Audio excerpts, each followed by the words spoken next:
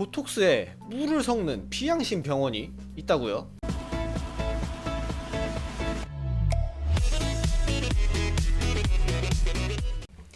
안녕하세요, 민닥터입니다.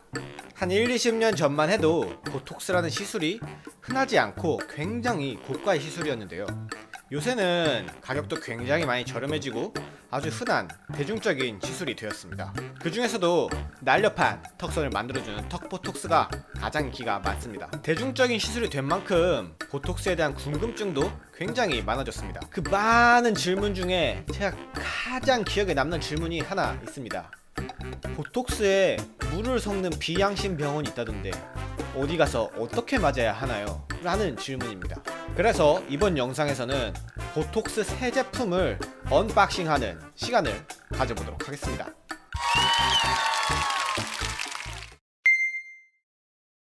정확한 이름은 보툴리늄 톡신입니다. 이름에서도 알 수 있듯이 세균에서 생성한 독소의 이름입니다. 그런데 우리가 보툴리늄 톡신이라고 부르지 않고 보톡스라고 부르는 이유는 보톡스의 원조 회사 엘러간이라는 곳에서 나온 보툴리늄 톡신의 이름이 보톡스이기 때문에 이게 더 유명해진 겁니다. 보톡스는 근육에 작용을 해서 그 크기를 줄여주거나 주름을 펴주는 역할을 합니다. 그리고 추가적으로 땀샘에도 작용을 해서 다한증 치료에도 사용되고요. 자, 아까 하려던 말을 해보겠습니다. 보톡스에 물을 섞는 비양심 병원이 있다고요? 이제부터 언박싱 해보도록 하겠습니다. 네, 지금 제가 보톡스를 가져왔습니다. 바로 이건데요. 자, 보시면 보툴렉스 200유닛이라고 되어있고 조금 더 작은 글씨로 클로스트리디움 보툴리늄 독소 A형이라고 되어있습니다. 아까 말씀드리듯이 세균의 독소라고 했잖아요. 세균 이름이 클로스트리디움 보툴리늄입니다. 자, 보시겠어요? 네. 이제 뜯어보도록 하겠습니다.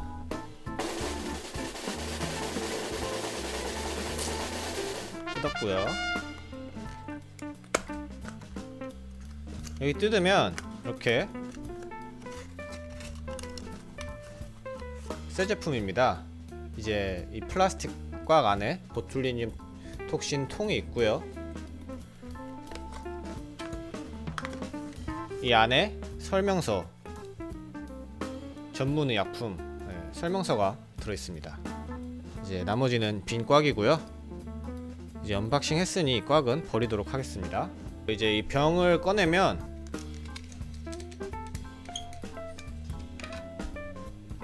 여기 똑같이 보툴렉스라고 되어 있고요. 크기 비교를 해드리자면 500원짜리 동전 보이시죠? 500원짜리 동전 한 2개 정도 크기의 병에 담겨 있습니다. 이제 설명서를 보여드리겠습니다.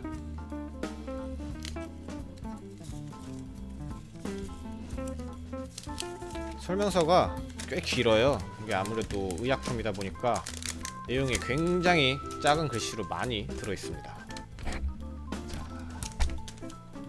엄청 많죠. 당연히 이걸 다 아실 필요는 없습니다. 네, 설명서 보겠습니다. 보툴렉스라고 되어 있고 여기 성분 함량 보시면 유효 성분에 클로스트리디움 보툴리늄 독소 A형이라고 되어 있습니다. 네, 아까 말씀드렸다시피 세균의 독소입니다. 그 외에 적당하게 들어있고요. 이 성상 보시면 백색의 동결 건조 분말이 무색 투명한 유리 바이알에 든 주사제로서 용제, 생리식염수를 가했을 경우 무색 투명한 액상 제제로 되어야 한다 라고 되어 있고요. 밑에 또 희석 방법 보시겠습니다. 동결 건조된 이 약을 용해시키기 위해서는 방부제 사용 없이 멸균 생리식염수를 사용한다. 0.9% 염화 나트륨이 추천되는 희석액이다. 적당한 크기의 주사기에 적당량의 희석액을 섞는다. 이게 무슨 뜻이냐면요. 자, 여기 보톡스를 보시면 여기 통을 꺼내 보겠습니다. 보시면 통 안에 물이 없어요. 그리고 자세히 보시면 여기 보시면 이 끝에가 하얗죠? 이 하얀 가루가 독소입니다. 즉 병 안에는 독소만 들어있고 다른 건 아무것도 들어있지 않습니다. 다시 말해서 보톡스는 원래 물을 섞어서 쓰는 겁니다. 그래서 물은 원래 섞어 쓰는 거고 이 몇 유닛을 놓을 것인가의 문제죠.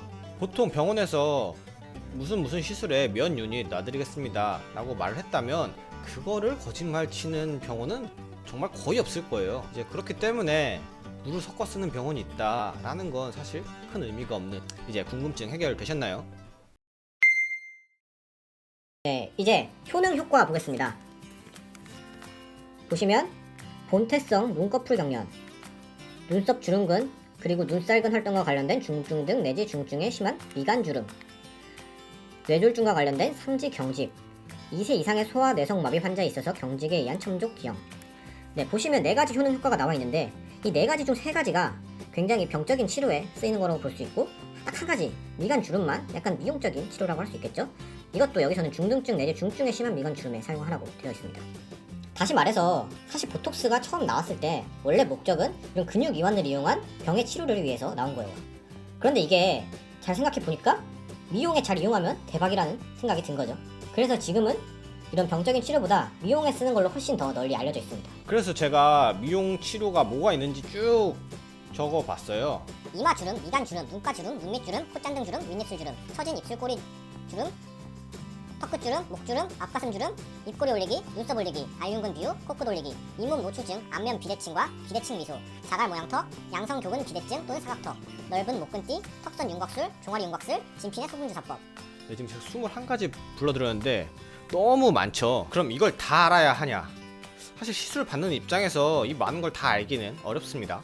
보톡스만 있는 것도 아니고 굉장히 많은 시술이 있으니까요. 그럼에도 불구하고 이 미용 시술에 관심 있으신 분이라면 어느 정도는 알고 계시는 것이 상당히 도움이 됩니다. 아직 미용 시술을 받아보신 적이 없으신 분들은 병원 가면 의사 선생님이나 실장님이 나한테 딱 필요한 시술을 딱딱딱 추천을 해주고 그걸 받으면 빡 이뻐지고 잘생겨지고 그런 걸 기대하실 수도 있어요.